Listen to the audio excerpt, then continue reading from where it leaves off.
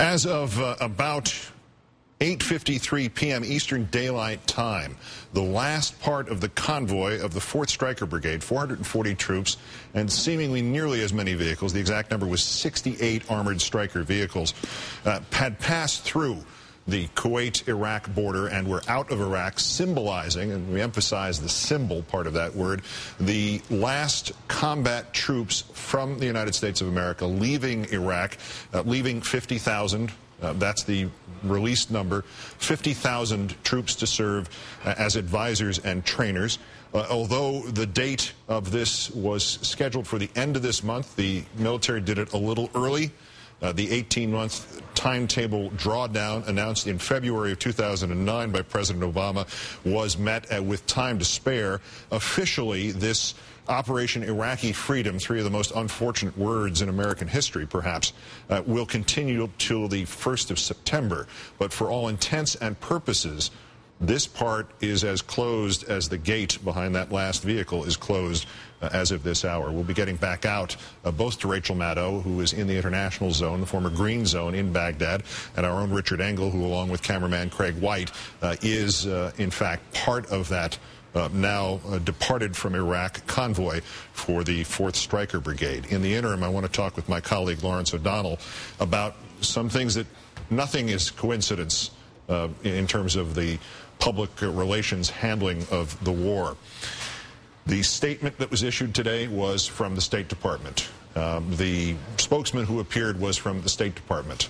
The Pentagon has not spoken about this. The White House has not spoken about this. This is the State Department's part of this war. If we're up for debate, this was a Defense Department administration war when it began. It is now firmly, if it has not already done this, it is now firmly and officially changed hands.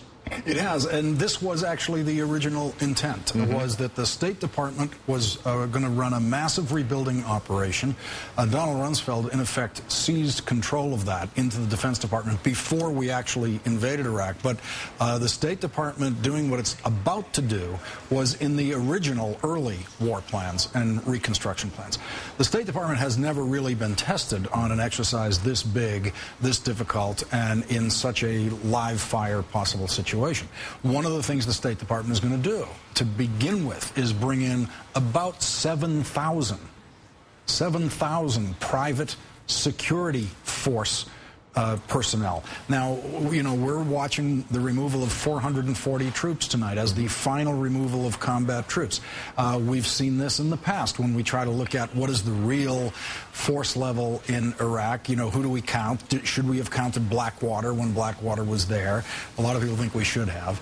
So we're going to, now, this group that's going in now is going to be under much tighter control than Blackwater was. They're all very mindful of the scandals that Blackwater left behind in Iraq. They are not going to have unlimited powers. They are going to be subject to the Iraqi government's control and laws.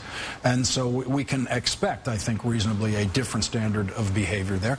But these are going to be guys with guns in Iraq, Americans, and we're not going to count them as being in our 50,000 troop level. And so I think we're going to have to continue to hold on to a lot of the analytical tools we've been using to stare at Iraq over the years and figure out exactly what is going on there. If at the maximum point, there are 248,000 U.S. troops involved in this, and 45,000 British, and 2,000 Australian, and 194 Polish. If that was the original number, why is a count of 50,000 better than a count of 60,000?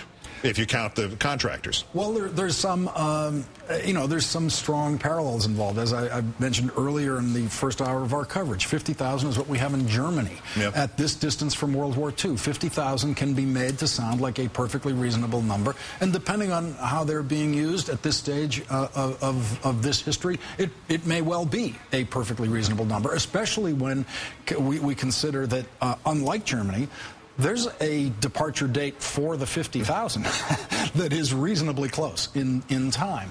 And so, we're going to be looking at very closely exactly what they're doing. A lot of people just want to say it's training. A lot of people want to say it's office work. Surely there will be a great deal of that, but they are going on patrols.